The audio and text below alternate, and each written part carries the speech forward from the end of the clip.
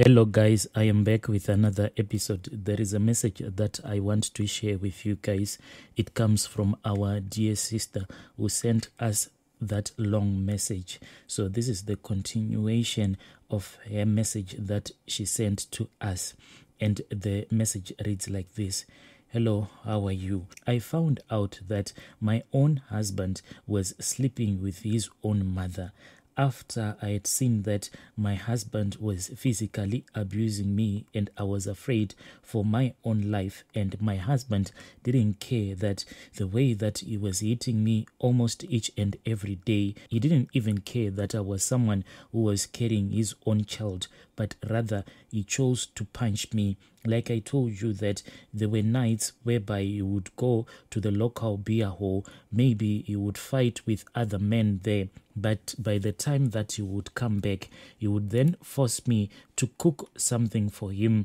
It didn't matter what time he would have come back from the local beer hall. This was just too much for me. I had to come up with a plan. I wanted out of this marriage.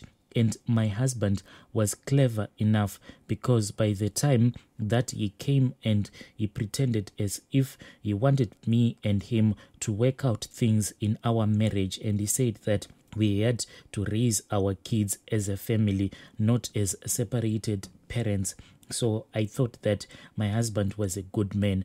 But when I agreed to go back and stay with him at his mother's place, that is when he changed, and he made sure that I had fallen pregnant for him, knowing that there is no way I could go. And he told me that he didn't want me to work anymore, because before this I was an independent woman. Maybe my husband felt threatened by my independence. Because of him, I lost my job. I was bankrupt. There was no way I could get money. And my husband was in the habit of not giving me money. Anything that I wanted, I had to ask my mother-in-law. Then my mother-in-law will write a letter to my husband. Even if I wanted to write a letter to my husband, I could not even afford to buy a stamp, because back in those days, when you wanted to post someone a letter, you had to buy a stamp first.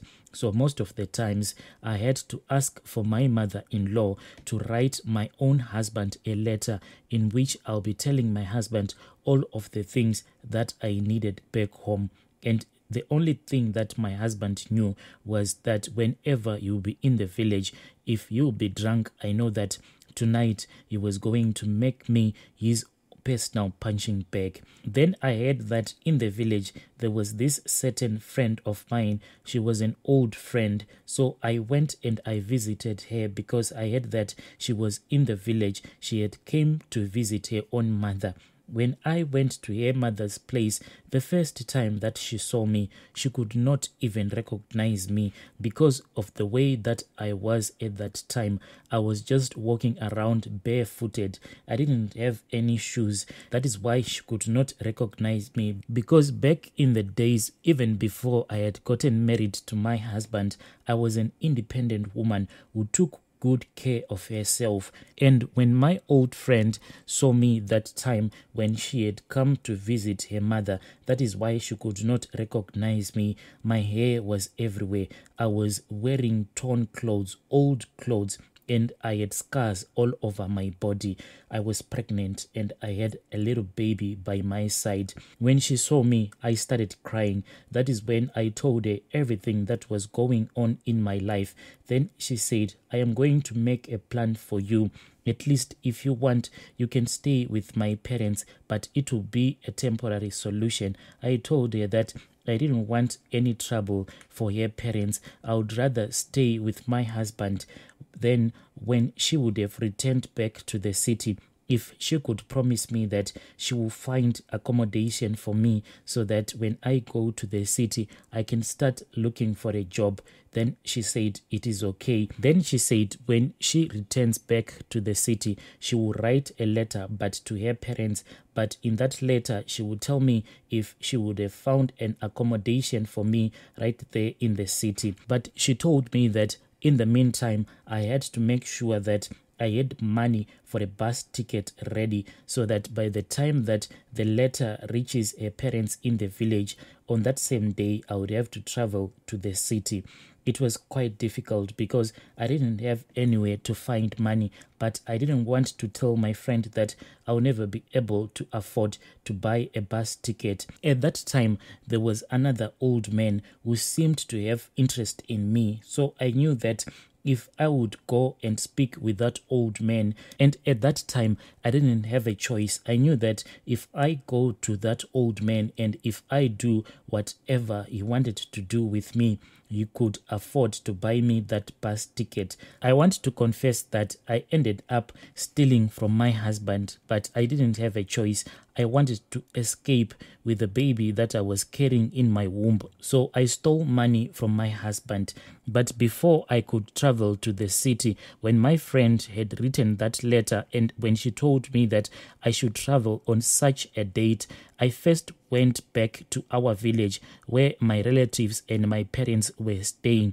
When I went there, I told them everything that had happened in my life. When I told my mom everything that had happened, all of my relatives, especially my mom, was very upset. And when I told her that I wanted to go and join my friend who was working in the city, she didn't want to let go of me. She said, "My daughter, can you please stay with me for a month? Because when you travel to the city, I don't know when I will see you again."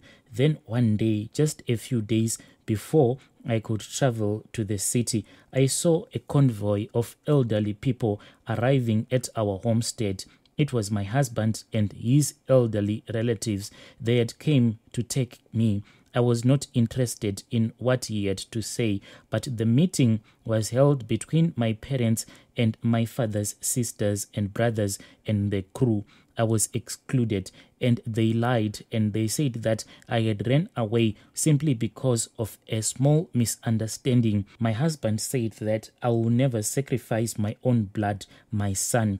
He said that what you saw was just the tradition that we do in our family to dedicate our children to the ancestors.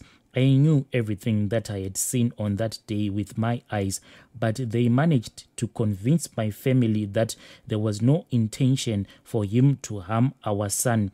I knew that all of this was just a lie, and finally my family decided that I should go back, but my mom, she kept on crying. But in those days, women didn't have power. The men were the ones who could choose what women were supposed to do. The other reason why my brothers and most of our relatives, when they had their own separate meeting, why they decided that I had to go back with my husband, it was because that other time when my husband had came back to fetch me, he came with a lot of cattle, and in those days, cattle was power. And my relatives, they were afraid that if I refuse to go back with my husband, then my husband and his relatives, they were prepared to take their cattle back to their village by force. I felt like I was being sacrificed for the sake of our culture. I wish I had somewhere to go, but I didn't have anywhere to go. I packed my bags and we went back because I was not working, and already I had lost that opportunity to travel to the city and join my old friend. I had to stay behind with my mom-in-law in the village. Women who were married in those days understand what I am saying. Women in those days were oppressed and we didn't have any voice at all. I had to be patient, but I was dying inside. I hated this man who was the father of my son. I became hyper vigilant. I made sure that I had to stay where my son was at all times. If I had to go to the field early in the morning, so be it. No matter how cold it was, my son will be at close. My son will always be close to me. I was like a servant in the household. No one even cared that I was pregnant at that time. My husband apologized. Then he said that he would never lay a finger on me again. But ladies, I want to tell you that if a man start abusing you, especially physical abuse, he will never stop. No matter how hard my husband will try to apologize, but I knew that the following day, if he got angry, he will punch me. But after punching me, that is when he will start to apologize. I was used to this thing. When month end would arrive, my husband would come to visit us. I think this visit was mainly for his mom, not for me. He would have brought parcels with him, and all of the bags will be taken by his mom to my mom's in-law's house. And first she will open everything. Then she will start giving me all of the things that my husband would have bought for me. She would put away the rest. I was not allowed to see what my husband would have bought for me. I took the place of almost a maid, but that was not enough. My husband and my mom, I noticed that they had a weird relationship, and what I witnessed on that night shocked me. So it was night time. We went to sleep because I was tired from the days of working in the field. Basically, you don't rest when you are in the village. Life off the grid is too demanding.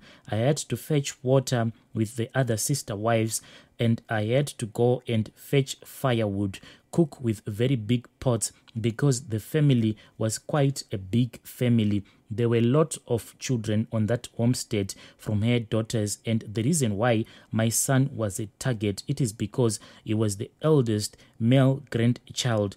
And at their homestead, I don't know why most of my sisters-in-law could not stay with their husbands for quite a long time.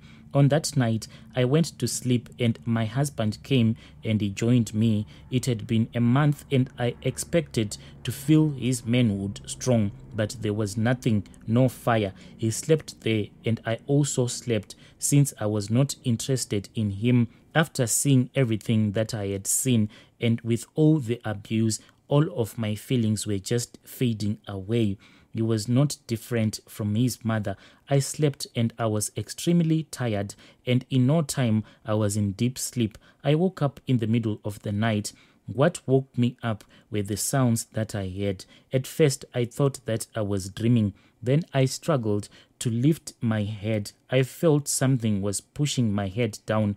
I felt cripples such that I could not even lift my hands, and I fought so very hard, but I could not even open my mouth. I kept on whispering, "Jesus, Jesus," till I was fully awake. So the house that I was staying with my husband was more like a two-roomed house. It had a lounge and a bedroom. Between the two was a wall, but there was no door. You know, those village houses.